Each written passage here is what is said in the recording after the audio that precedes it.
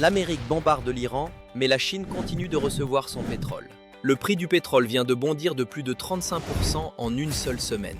C'est la plus forte hausse de l'histoire sur le marché des contrats à terme sur le pétrole, en remontant jusqu'à 1983. Depuis le début de la guerre, le pétrole a pris plus de 40 $. Et sur une seule semaine, c'est tout simplement le plus gros bond jamais enregistré par le marché.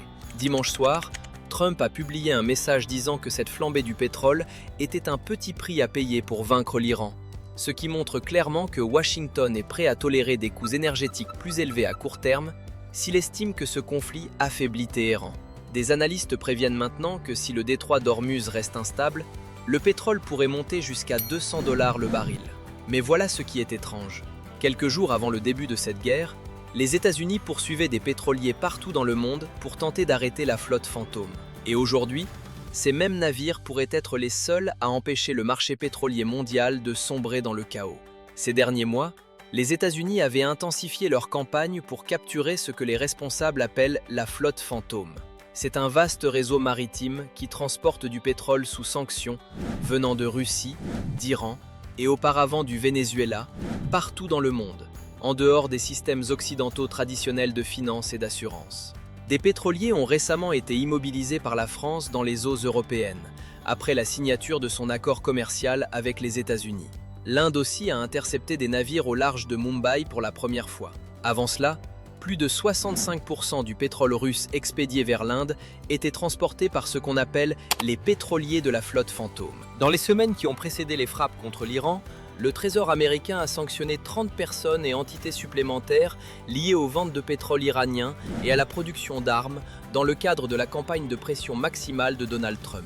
Rien qu'en 2025, cette campagne avait déjà visé plus de 875 personnes, navires et avions. Pourtant, la flambée soudaine des prix du pétrole après la guerre avec l'Iran a déjà forcé un discret ajustement. La semaine dernière, le secrétaire au Trésor américain, Scott Bessent, a annoncé que Washington autoriserait l'Inde à continuer d'acheter du pétrole russe pendant encore un mois, donnant ainsi à New Delhi un peu d'oxygène temporaire. Nous leur avons donné l'autorisation d'accepter le pétrole russe.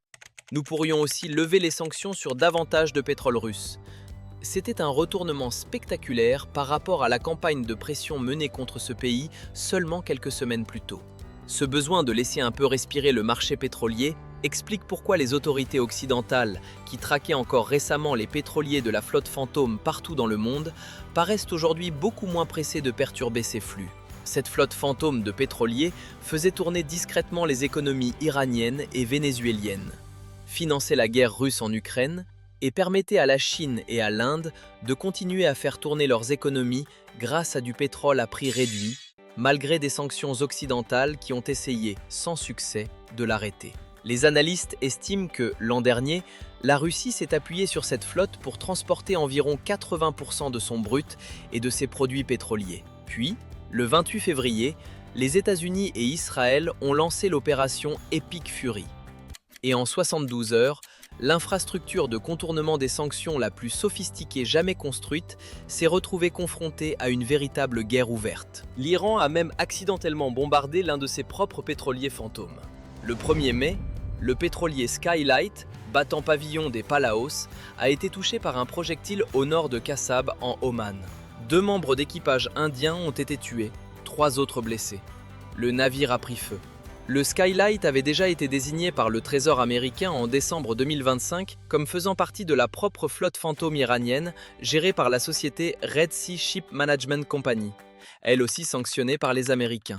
Dans le chaos de la guerre, alors que l'Iran menait des frappes de déni de zone dans le golfe d'Oman, les gardiens de la révolution ont touché l'un des pétroliers qui transportaient leur propre pétrole. La flotte fantôme, qu'on appelle aussi parfois Dark Fleet ou Ghost Fleet, est un réseau de pétroliers qui opère en dehors des règles normales du transport maritime international. Même si tout cela paraît très informel, c'est en réalité extrêmement coordonné. On parle d'un réseau d'environ 1300 pétroliers vieillissants qui transportent du brut sous sanction hors de toute supervision réglementaire occidentale. Ce sont des navires anciens, souvent âgés de 15 à 20 ans, rachetés discrètement.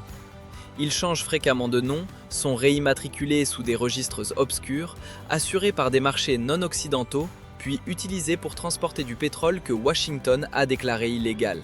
Ces navires naviguent sous pavillon de complaisance, comme ceux du Panama, des Palaos, des îles Cook, du Cameroun ou du Vanuatu. Leurs structures de propriété sont volontairement opaques. Un navire peut officiellement appartenir à une société écran basée aux îles Marshall, être géré par une entreprise des Émirats arabes unis, avoir un équipage sud-asiatique et être affrété par une maison de commerce de Hong Kong, tout cela en même temps. Et remonter jusqu'à des pays sous sanctions comme l'Iran, la Russie ou auparavant le Venezuela est rendu presque impossible par conception. Ce qui est intéressant, c'est que ces navires utilisent aussi un mécanisme technique, la manipulation de l'AIS, le système d'identification automatique qui permet aux navires de signaler leur position. Les pétroliers de la flotte fantôme le coupent régulièrement. Ils disparaissent littéralement des radars, puis réalisent ce qu'on appelle un transfert de navire à navire en pleine mer, en pompant le pétrole d'un bateau à l'autre. Dans le cas du pétrole iranien, cela se fait généralement dans le golfe d'Oman ou au large de la Malaisie.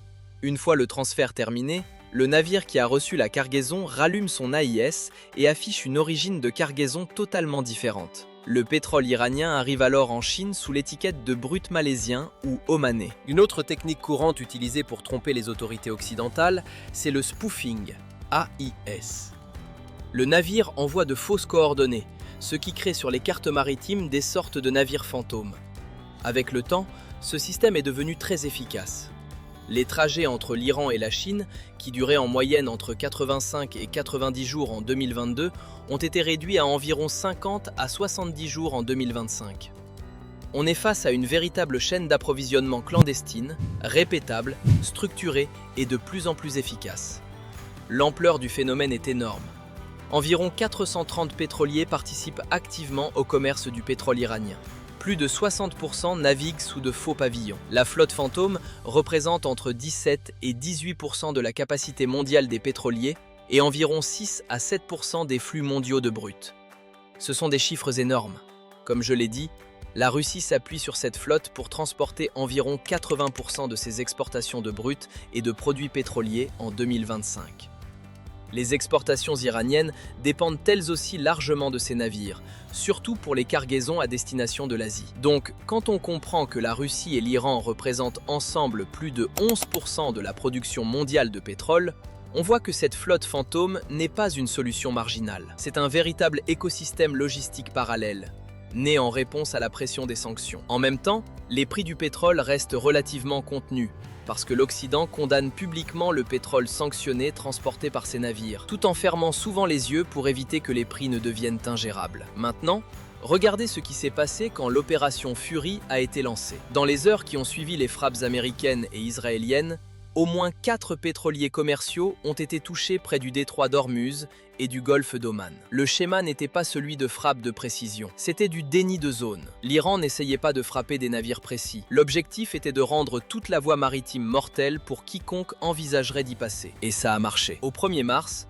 plus aucun navire n'apparaissait dans le détroit. Les grandes compagnies maritimes, qu'il s'agisse de Maersk, CMA-CGM, Hapag-Lloyd ou MSC, ont suspendu leur passage dans le Golfe. Les assureurs spécialisés dans les risques de guerre, comme la norvégienne Gard, la britannique North Standard ou le London P&I Club, ont commencé à annuler leur couverture pour les navires opérant dans le Golfe Persique. Steamship Mutual a publié un avis formel de résiliation, effectif 72 heures après le 1er mars. Sans assurance, aucun armateur commercial ne prendra le risque de faire transiter ses navires. Le détroit n'avait donc pas besoin d'être physiquement bloqué, il suffisait qu'il devienne inassurable. Et l'Iran a obtenu ce résultat avec des drones coûtant entre 20 000 et 30 000 $.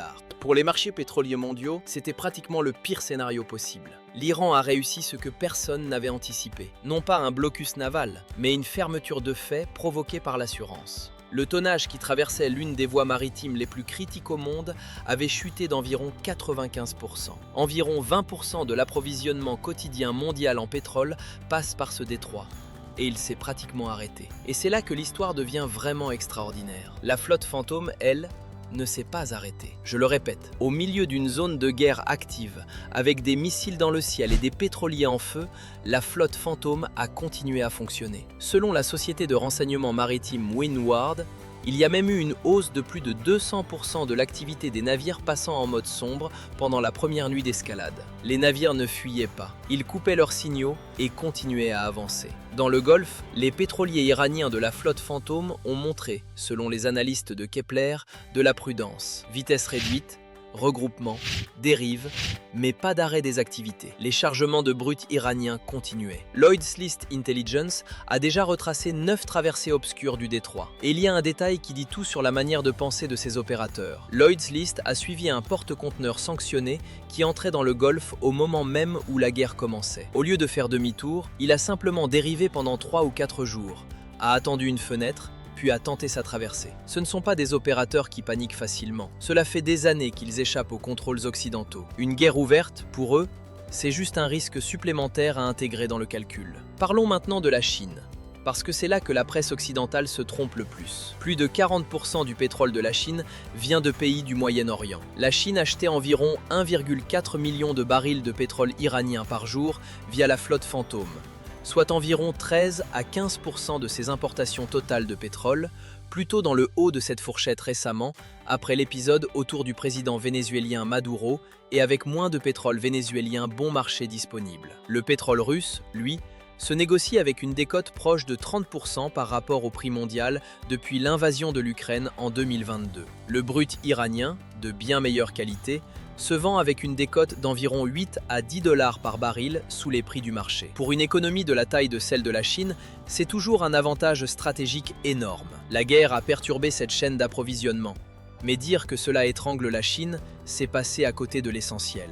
D'abord, la Chine avait vu l'escalade arriver. Dans les 2 semaines précédant l'opération Epic Fury, entre le 15 et le 20 février, l'Iran a triplé son rythme d'exportation de pétrole et vidé ses stocks. Il positionnait son offre à l'avance en prévision exacte de ce qui s'est ensuite produit. Les raffineries chinoises étaient en train d'être approvisionnées en amont. Les réserves stratégiques et commerciales de pétrole de la Chine sont estimées entre 1,2 et 1,3 milliard de barils début 2026, ce qui couvre environ 120 jours d'importation nette, donc à peu près 4 mois. C'est bien plus que les un peu plus de 400 millions de barils détenus par les États-Unis dans leurs réserves stratégiques. Évidemment, les États-Unis n'en ont pas autant besoin puisqu'ils sont eux-mêmes de très gros producteurs. Ensuite, les navires battant pavillon chinois continuent à circuler, même dans Hormuz. Bloomberg a rapporté le 7 mars qu'un autre vraquier signalant une propriété chinoise avait traversé le détroit d'Hormuz en plein conflit. Dans le milieu maritime, certains disent que la Chine bénéficie d'un passage libre dans le détroit. En tout cas, les navires chinois circulent alors que presque tout le reste s'est arrêté. Selon les données de Marine Traffic, analysées par le Financial Times, au cours de la semaine écoulée, au moins 10 navires ont modifié leurs signaux transpondeurs pour indiquer propriétaire chinois, équipage entièrement chinois ou équipage chinois à bord. Troisièmement, et c'est le point stratégique, cette perturbation fait mal à la Chine à court terme, mais elle ne change pas le calcul de fond de Pékin. La Chine ne va pas abandonner le pétrole iranien ou russe à cause d'une opération militaire américaine. Au contraire, un conflit qui menace directement sa sécurité énergétique a toutes les chances de durcir encore davantage la position de Pékin en faveur de chaînes d'approvisionnement alternatives, de circuits de paiement libellés en yuan et d'une infrastructure maritime indépendante et résiliente. Et je mets même de côté les investissements massifs de la Chine dans les énergies renouvelables, qui mériteraient à eux seuls une discussion séparée. Ce que la guerre a infligé à la Chine, c'est un choc de prix massif. Les tarifs de fret des VLCC, c'est-à-dire le coût d'acheminer 2 millions de barils de brut du Moyen-Orient vers la Chine, ont atteint des records historiques, autour de 420 000 $ par jour. Certains parlent même de 500 000 $ par jour. C'est une hausse de 94% en seulement quelques jours. Et bien sûr, le prix du pétrole lui-même a bondi de presque 30%. Donc oui, les marges des industriels chinois sont touchées. La Chine paie son pétrole beaucoup plus cher en ce moment. Mais Washington paie lui aussi une essence plus chère sur son propre marché. La guerre économique ne fonctionne jamais à sens unique. Bien avant que la Russie n'entre en Ukraine, les réseaux de contrebande créés par les sanctions avaient déjà commencé à remodeler la logistique pétrolière mondiale. Après la guerre du Golfe, au début des années 1990, l'Irak avait développé des techniques d'évasion maritime pour faire circuler son brut sous sanction. Les transferts de navire à navire, les documents falsifiés et les itinéraires discrets étaient déjà devenus courants. Mais le modèle moderne est vraiment apparu pendant les lourdes sanctions pétrolières imposées à l'Iran entre 2012 et 2015. Les assureurs occidentaux n'avaient plus le droit de couvrir les cargaisons iraniennes. Les banques iraniennes avaient été déconnectées du système SWIFT. Les raffineurs européens avaient cessé d'acheter du brut iranien. En réponse, Téhéran a construit un système alternatif de transport maritime. Les pétroliers coupaient leurs signaux AIS, réalisaient des transferts en pleine mer et vendaient du pétrole à prix cassé aux acheteurs asiatiques, en particulier à la Chine. C'est à ce moment-là que le mode d'emploi actuel a été créé. Quand le Venezuela a été frappé par les sanctions américaines en 2019, des techniques similaires sont apparues dans les Caraïbes. Les pétroliers ont commencé à changer de nom à répétition. Les structures de propriété sont devenues opaques. Les transferts de navire à navire se sont multipliés. Mais la véritable explosion du système est arrivée après l'invasion de l'Ukraine par la Russie en 2022. La Russie ne pouvait pas se permettre d'arrêter sa production pétrolière sans conséquences économiques majeures. Elle était en guerre. Elle a donc élargi ce modèle à grande échelle. Des centaines de pétroliers vieillissants ont été achetés via des intermédiaires. De nouveaux dispositifs d'assurance ont été mis en place en dehors des fournisseurs occidentaux traditionnels. Les routes d'exportation ont été redirigées vers la Chine et l'Inde, qui absorbaient ce brut russe vendu à prix réduit. Washington et ses partenaires européens ont d'abord vu ce conflit comme une occasion d'accélérer leur campagne contre l'infrastructure de la flotte fantôme, de frapper pendant qu'elle était affaiblie. C'est ainsi que, le 1er mars, le pétrolier sanctionné MTRA a été saisi en mer du Nord par la Belgique. C'était la première interception d'un navire lié à l'Iran en dehors du Moyen-Orient depuis le début de l'opération Epic Fury. L'entreprise d'intelligence maritime Windward le suivait depuis des semaines. Le navire avait cumulé 141 heures d'activité AIS coupée, plus de 40 transferts documentés avec des pétroliers liés à la Russie, ainsi que des escales répétées dans des terminaux d'exportation de brut russes. Sa structure de gestion serait liée à la famille d'Ali Shamkhani, qui était, jusqu'aux frappes récentes, le principal conseiller politique iranien. Le MTRA a finalement été repéré par imagerie satellite à 6 heures du matin, déjà suivi par un autre navire non émetteur, avant qu'une escorte navale belge ne l'amène au port de Zeebrugge. Mais ce genre d'action a maintenant été rapidement mise à l'arrêt, depuis que l'ampleur des contraintes pesant sur l'approvisionnement pétrolier est apparue clairement. Trump avait d'abord proposé que l'US Navy escorte les pétroliers commerciaux traversant le détroit, dans un écho aux Tanker Wars des années 1980. Mais la marine a rapidement rejeté l'idée, en disant que ce n'était pas vraiment praticable. Il a aussi déclaré que l'US Development Finance Corporation prendrait en charge le risque politique du marché pour les compagnies maritimes prêtes à transiter. Mais la plupart n'ont tout simplement pas voulu accepter l'offre. Washington essaie donc de maintenir le pétrole en circulation pour ses alliés tout en cherchant à écraser l'infrastructure fantôme qui permet à l'Iran d'exporter son pétrole vers la Chine. Et c'est là la contradiction fondamentale au cœur de la stratégie américaine.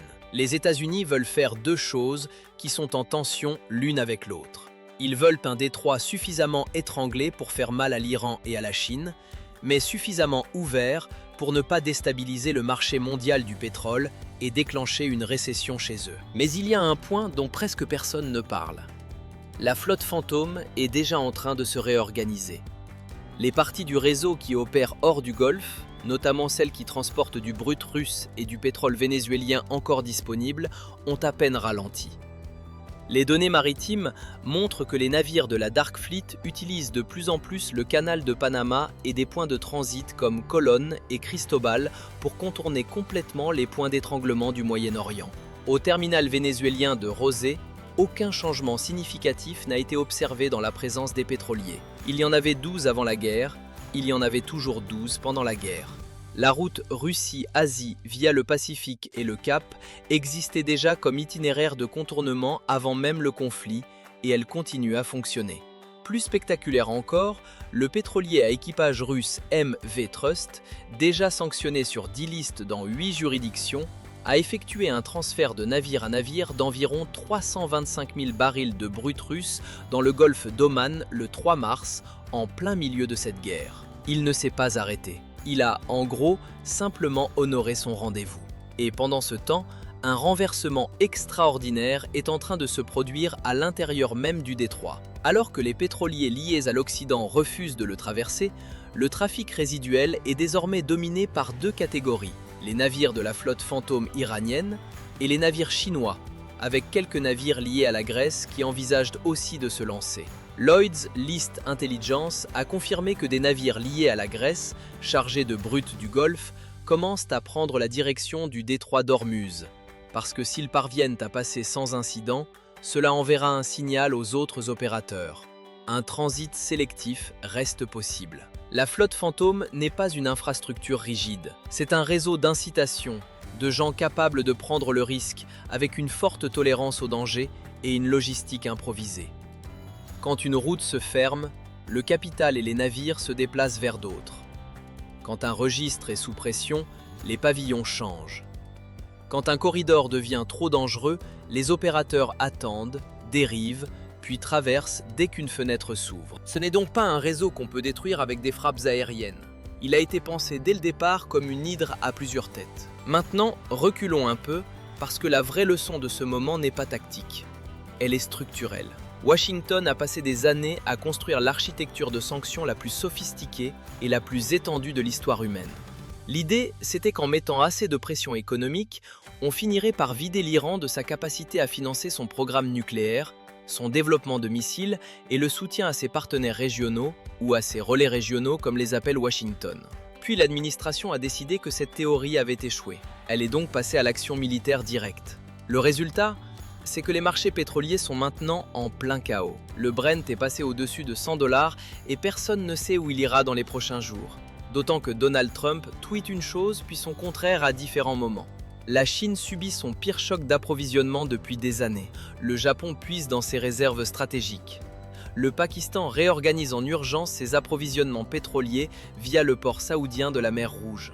Et pendant ce temps, la flotte fantôme continue de circuler. C'est une démonstration profonde des limites de la force comme instrument de politique. L'Iran a fermé le détroit non pas avec une flotte navale, puisqu'il n'en a évidemment pas une capable de rivaliser avec la suprématie de l'US Navy, mais avec des drones bon marché et avec la menace de viser des actifs couverts par les assureurs maritimes.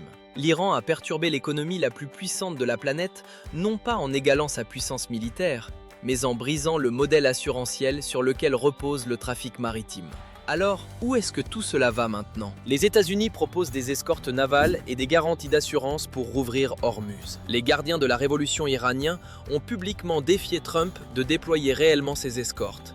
Un défi qui comporte évidemment un risque de confrontation directe. Officiellement, le détroit n'est pas fermé selon l'armée américaine, mais quand seuls quelques navires le traversent chaque jour, contre une normale d'environ 27 à 30 navires auparavant, la position officielle et la réalité opérationnelle sont deux choses très différentes. La Chine, évidemment, observe tout cela de très près. Pékin a ici un levier énorme, mais ne l'a pas encore utilisé. Les navires battant pavillon chinois semblent traverser le détroit avec une certaine impunité. Donc la Chine garde ses cartes près du corps. Pour la flotte fantôme elle-même, la trajectoire à moyen terme sera l'adaptation. Les routes vont bouger. La voie pacifique pour le brut russe va prendre encore plus d'importance. L'océan Indien va devenir plus stratégique. Le pétrole iranien, qui ne peut pas circuler tout de suite, a déjà été stocké à l'avance, dans les réserves et les stocks des petites raffineries. Quand le détroit rouvrira, et il rouvrira, l'arriéré sera écoulé rapidement. Mais le vrai enjeu, c'est le temps long. Chaque crise comme celle-ci accélère la déglobalisation des marchés de l'énergie en deux systèmes parallèles. D'un côté, un système tourné vers l'Occident, gouverné par des prix en dollars, par les assurances occidentales et par le droit maritime occidental établi.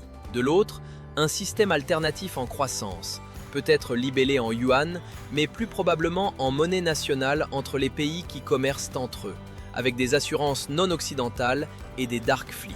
Cette guerre n'a pas détruit ce système alternatif. Ce que Washington avait construit, c'était l'appareil de coercition économique et militaire le plus sophistiqué de l'histoire. Et ce qu'il a découvert pendant cette première semaine de mars 2026, c'est que la coercition économique sans consentement mondial n'est qu'un coup, que l'action militaire sans objectif politique de sortie produit du chaos, et que ce chaos finit par revenir frapper ceux qui l'ont déclenché, et qu'un réseau construit sur les incitations, l'opacité et la dispersion du risque résiste remarquablement bien au bombardement.